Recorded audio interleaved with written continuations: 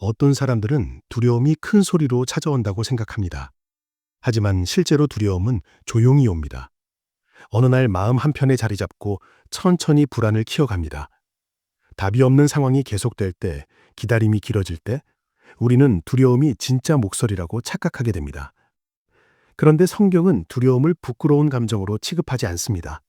오히려 하나님은 두려워하는 사람에게 먼저 다가가십니다. 이사야 43장은 그런 하나님의 음성을 담고 있는 본문입니다. 하나님은 우리에게 두려워하지 말라고 말씀하시기 전에 먼저 우리가 누구인지 말씀하십니다. 이것은 매우 중요한 순서입니다. 두려움은 우리가 누구에게도 속하지 않은 것처럼 느끼게 만듭니다. 하지만 하나님은 이사야 43장 1절에서 이렇게 말씀하십니다. 내가 너를 지었고 내가 너를 구속했으며 내가 네 이름을 불렀다. 너는 내 것이다. 이 말씀은 상황이 좋아져서 하시는 말이 아닙니다. 두려움이 클 때, 위험이 여전히 남아있을 때 하나님은 이렇게 말씀하십니다. 관계가 먼저입니다. 소속이 먼저입니다. 두려움보다 더 큰 진실은 우리가 하나님께 속해 있다는 것입니다. 형제자매 여러분, 저는 오랫동안 이 구절을 읽으면서 한 가지를 깨달았습니다. 하나님은 우리를 군중처럼 부르지 않으신다는 것입니다. 이름으로 부르십니다. 이것은 단순한 호칭이 아니라 완전한 인식을 뜻합니다. 하나님은 우리 삶의 모든 구석을, 우리가 감추고 싶은 부분까지 다 아십니다. 그럼에도 불구하고 너는 내 것이다 라고 선언하십니다. 두려움이 우리에게 말합니다. 너는 중요하지 않아. 너는 대체 가능해. 하지만 하나님은 정반대로 말씀하십니다. 너는 내가 선택한 사람이야. 이것이 두려움과 싸우는 첫 번째 무기입니다. 성경에서 이름을 부른다는 것은 특별한 의미를 담고 있습니다. 창세기 3장에서 하나님은 에덴 동산에서 아담을 이름으로 부르셨습니다. 출애굽기 33장에서 하나님은 모세를 이름으로 아셨다고 말씀하셨습니다. 요한복음 10장에서 예수님은 목자가 자기 양들의 이름을 하나하나 부른다고 말씀하셨습니다. 이름으로 부름받는다는 것은 익명이 아니라는 뜻입니다. 숫자가 아니라는 뜻입니다. 하나님은 우리를 통계로 보지 않으십니다. 개별적인 존재로 보십니다. 이것이 얼마나 큰 위로인지 우리는 종종 놓칩니다. 캐서린 쿨만은 하나님, 나는 당신을 믿습니다 라는 책에서 이런 말을 남겼습니다. 하나님의 사랑은 우리의 성과에 반응하지 않는다. 그분은 우리를 사랑하기로 이미 결정하셨다. 이 말은 이사야 43장의 정신과 정확히 일치합니다. 하나님의 사랑은 조건부가 아닙니다. 그분의 선택은 변하지 않습니다. 우리가 두려움을 느낄 때 그것은 종종 우리가 충분하지 않다고 느끼기 때문입니다.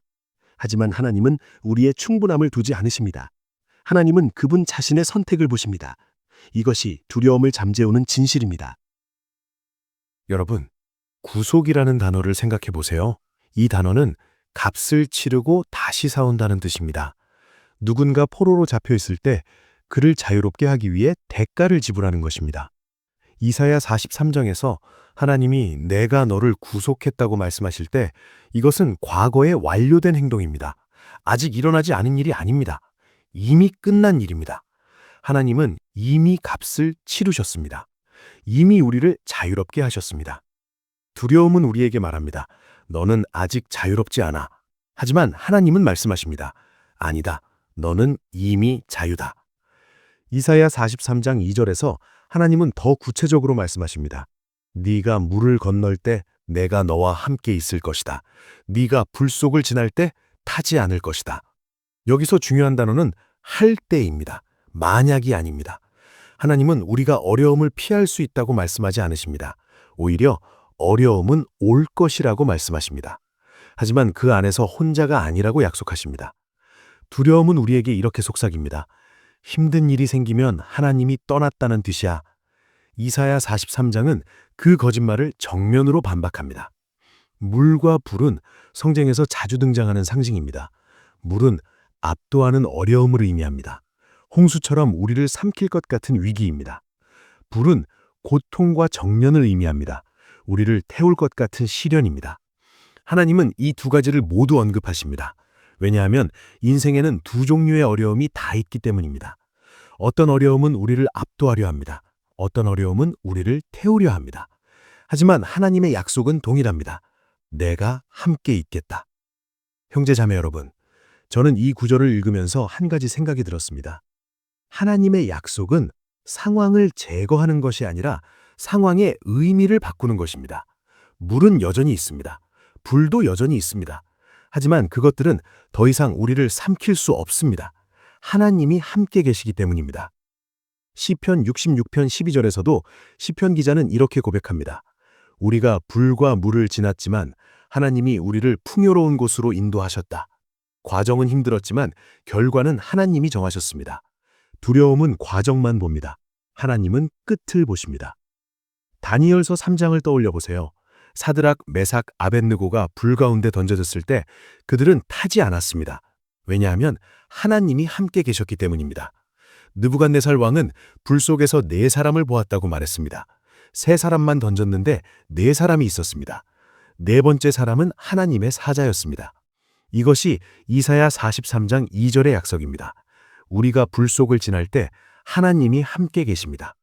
그래서 우리는 타지 않습니다. 여러분, 이사야 43장 4절에서 하나님은 우리에게 가치를 선언하십니다. 너는 내 눈에 귀하고 존귀하다. 내가 너를 사랑하기 때문이다. 이 말씀은 우리의 행동 때문이 아니라 하나님의 성품 때문입니다. 두려움은 종종 우리가 작고 보잘것없다고 느끼게 만듭니다. 특히 실패했을 때, 나이가 들었을 때, 더 이상 쓸모없다고 느낄 때 두려움은 커집니다. 하지만 하나님은 우리에게 다른 이야기를 들려주십니다. 너는 귀하다. 너는 존귀하다. 이것은 사실입니다.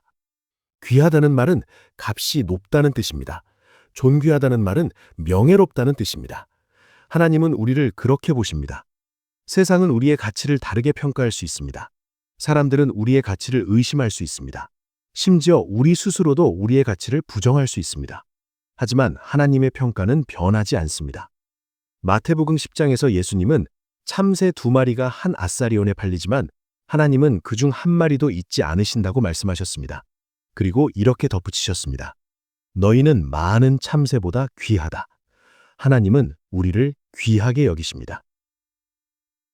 캐서린 쿨만은 성령을 아는 지식이라는 책에서 이런 표현을 썼습니다.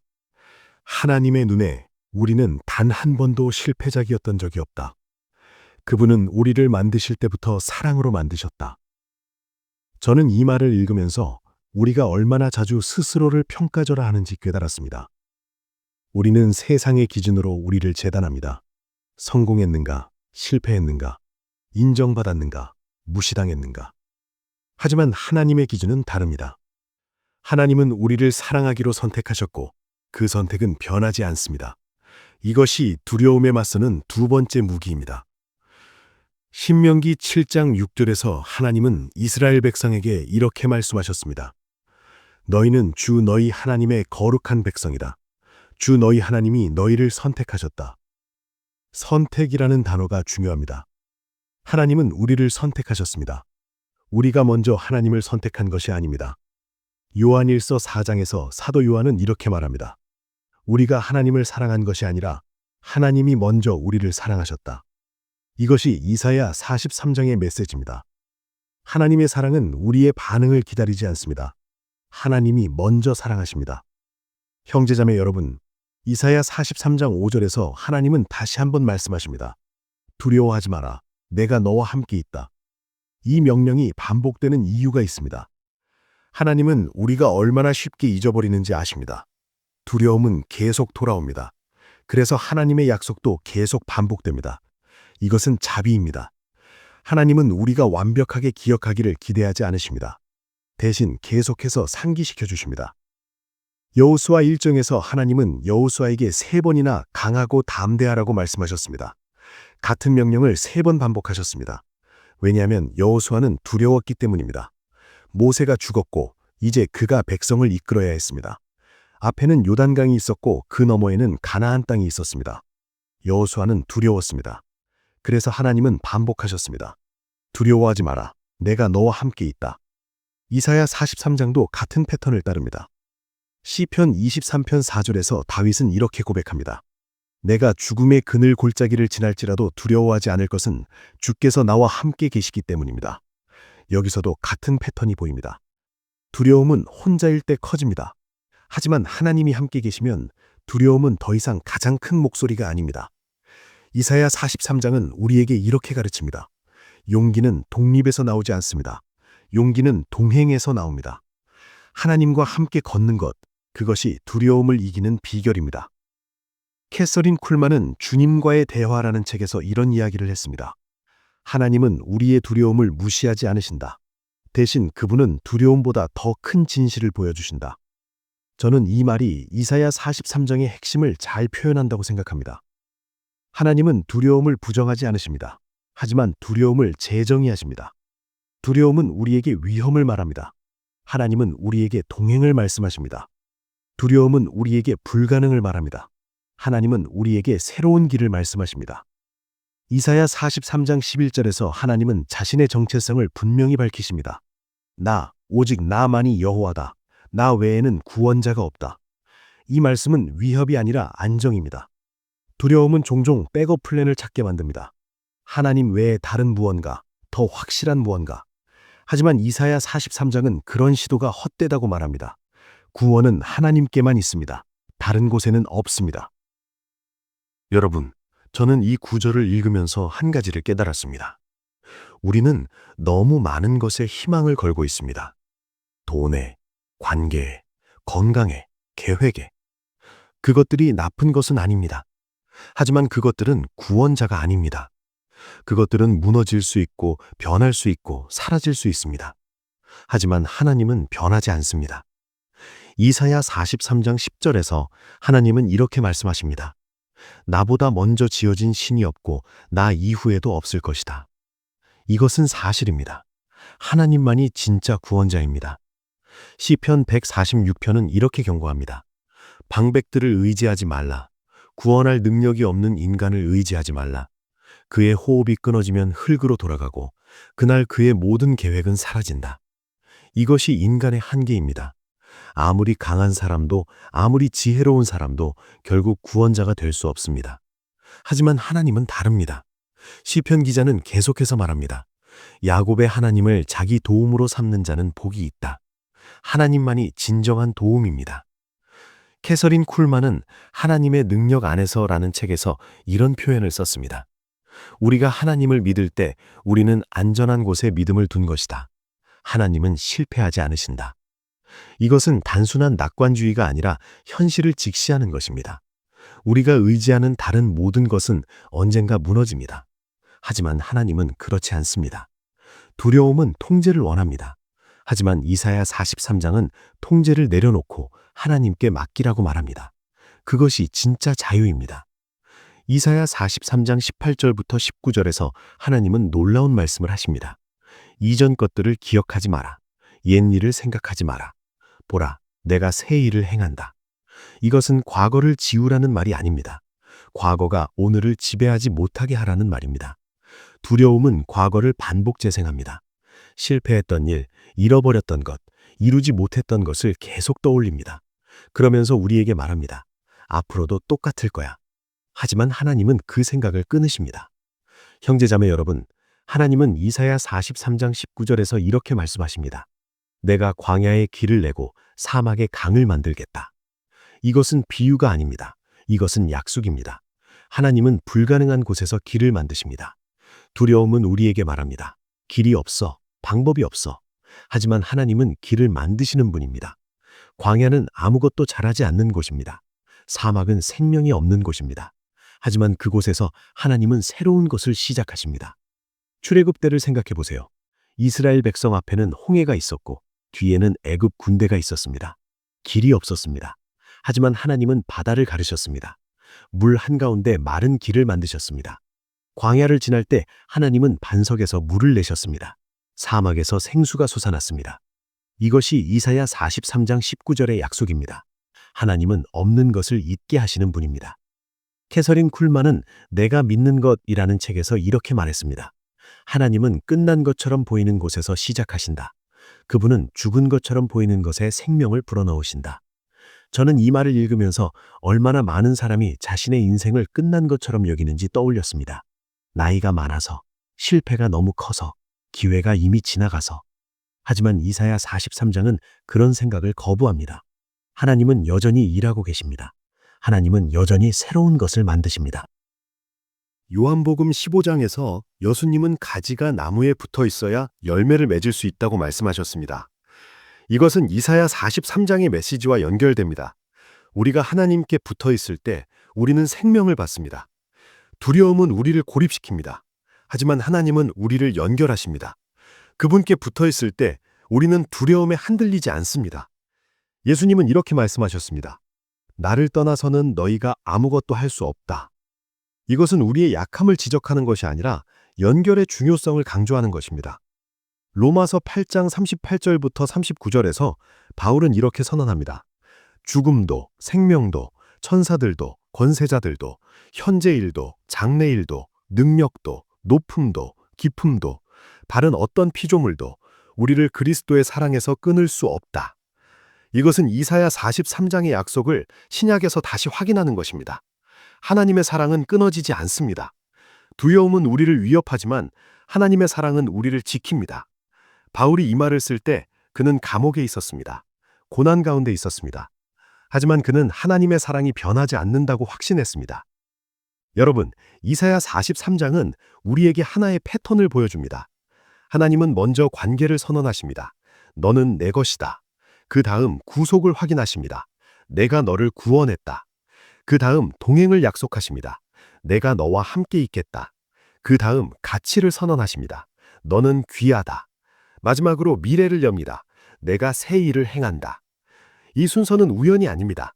이것은 하나님이 두려움에 맞서는 방식입니다. 빌립보서 4장 6절부터 7절에서 바울은 이렇게 권면합니다. 아무것도 염려하지 말고 모든 일을 기도와 간구로 하나님께 아뢰라. 그러면 모든 이해를 초월하는 하나님의 평강이 여러분의 마음과 생각을 지키실 것이다. 이것은 이사야 43장의 실천 방법입니다. 두려움이 올 때 우리는 그것을 하나님께 가져갑니다. 하나님은 그 두려움을 평강으로 바꾸십니다. 염려를 내려놓는다는 것은 무책임해지는 것이 아닙니다. 하나님께 맡기는 것입니다. 캐서린 쿨만은 믿음의 능력이라는 책에서 이렇게 썼습니다. 믿음은 감정이 아니라 결정이다. 우리는 느낌에 따라 사는 것이 아니라 진실에 따라 산다. 이사야 43장은 우리에게 진실을 제공합니다. 우리가 그 진실을 선택할 때 두려움은 힘을 잃습니다. 감정은 여전히 있을 수 있습니다. 하지만 감정이 우리를 지배하지 않습니다. 진실이 우리를 인도합니다. 믿음은 느낌을 무시하는 것이 아니라 느낌보다 더 깊은 진실을 선택하는 것입니다. 저는 이사야 43장을 읽으면서 하나님이 얼마나 자주 내가라는 단어를 사용하시는지 세어봤습니다. 내가 창조했다. 내가 구속했다. 내가 함께 있겠다. 내가 사랑한다. 내가 구원한다. 내가 새 일을 행한다.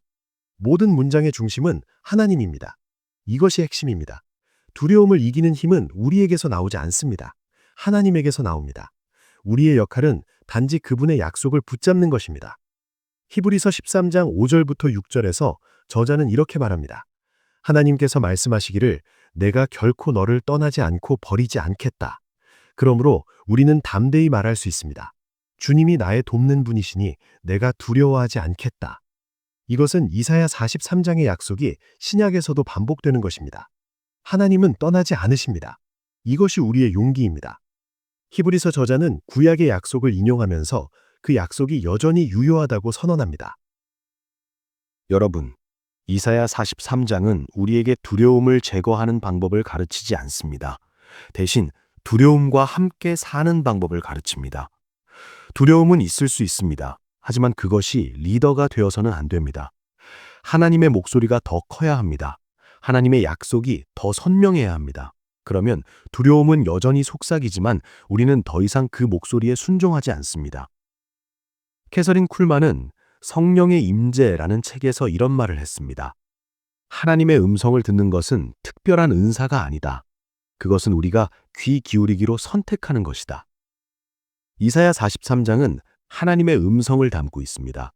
우리가 이 말씀을 반복해서 읽을 때 하나님의 목소리는 점점 더 익숙해집니다. 두려움의 목소리보다 더 익숙해집니다. 그러면 두려움이 올 때 우리는 그것을 알아챌 수 있습니다. 그리고 하나님의 말씀으로 대답할 수 있습니다. 시편 27편 1절에서 다윗은 이렇게 선언합니다. 여호와는 나의 빛이요 나의 구원이시니 내가 누구를 두려워하랴. 이것이 이사야 43장을 산 사람의 고백입니다. 두려움은 여전히 시도합니다. 하지만 하나님의 약속이 더 강합니다. 하나님의 존재가 더 확실합니다. 그래서 우리는 두려워하지 않습니다. 다윗은 계속해서 말합니다. 여호와는 내 생명의 요새시니 내가 누구를 무서워하랴. 요새는 안전한 곳입니다. 하나님이 우리의 요새이실 때 우리는 안전합니다. 형제자매 여러분, 이사야 43장은 우리에게 단순한 메시지를 전합니다. 하나님이 말씀하실 때 두려움은 더 이상 인도자가 아닙니다. 하나님이 관계를 선언하실 때 두려움은 소속을 부정할 수 없습니다. 하나님이 구속을 확인하실 때 두려움은 과거를 무기로 삼을 수 없습니다. 하나님이 동행을 약속하실 때 두려움은 고립을 주장할 수 없습니다. 하나님이 가치를 선언하실 때 두려움은 무가치를 속삭일 수 없습니다. 하나님이 유일성을 밝히실 때 두려움은 대안을 제시할 수 없습니다. 하나님이 미래를 여실 때 두려움은 절망을 강요할 수 없습니다. 이사야 43장을 읽는 우리는 선택 앞에 서 있습니다. 두려움의 목소리를 따를 것인가, 하나님의 목소리를 따를 것인가. 두 목소리는 동시에 말합니다. 하지만 우리는 누구에게 귀 기울일지 결정할 수 있습니다. 이사야 43장은 우리에게 하나님의 목소리를 선택하라고 권면합니다. 그 목소리는 더 진실하고 더 안전하고 더 확실합니다. 오늘 여러분이 이 말씀을 듣고 마음에 새긴다면 댓글로 이렇게 고백해 주세요. 하나님이 나와 함께 계십니다. 이 짧은 문장이 여러분의 하루를 바꿀 것입니다. 그리고 이 영상이 도움이 되셨다면 구독과 좋아요, 알림 설정을 눌러주시고 주변에 이 말씀이 필요한 분들께 공유해 주세요. 말씀의 서재는 계속해서 성경의 진리를 전하겠습니다. 두려움은 큰 소리로 오지 않습니다. 하지만 하나님의 음성은 더 깊은 곳에서 옵니다. 그 음성이 들릴 때 두려움은 물러갑니다. 이사야 43장은 그 음성을 담고 있습니다. 우리는 그것을 붙잡으면 됩니다.